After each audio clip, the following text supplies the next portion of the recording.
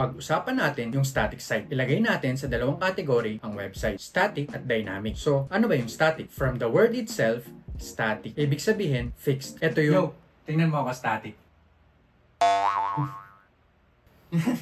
Galing no? Static. Okay. So, static. Hindi ibig sabihin na fixed, hindi mo na mababago yung website mo. Na ganun na siya forever. Nababago pa rin.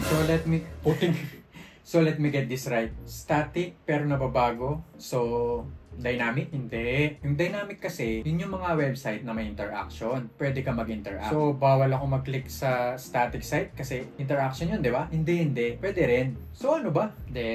Interaction, ibig sabihin, yan yung mga website na may login. Pwede ka mag-comment, pwede ka mag-post, parang Facebook, di ba? YouTube, Google. Pwede ka mag-search sa Google. Di ba? Magta-type ka, tapos search. Interaction yun. So, basically, lahat ng website, dynamic. Para saan ba yung static? Well, kung kailangan mo lang ng simpleng website, halimbawa, blog, o kaya portfolio kung gusto mong i-showcase yung projects mo or skills mo or kung ano mang gusto mong i-share sa public, 'di ba?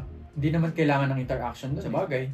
Pero 'di ba yung ibang blog, pwede ka mag-comment doon o kaya yung iba, pwede ka mag-search doon. Interaction 'yun, 'di ba? Yup, tama, kuha mo. So, kung ganun, dynamic site 'yun. So, hindi porket blog, static site na yung gagawin mo. Pwede ring dynamic. So, halimbawa ako, yung website ko, kevinlenida.com, static site 'yun. Hindi ko naman kailangan ng interaction. Walang login 'yun. Wala ring comments. Pag static site kasi, simple lang yung pag-create. Saka pag static kasi, hindi mo kailangan ng database, hindi mo rin kailangan ng server. Wait, di ba yung server, yung parang computer mo sa cloud? Di kailangan nun. Kailangan nun. Ang ibig kong sabihin sa server is yung web server. Yun yung software. Yung sinasabi mo kasing server, hardware yun.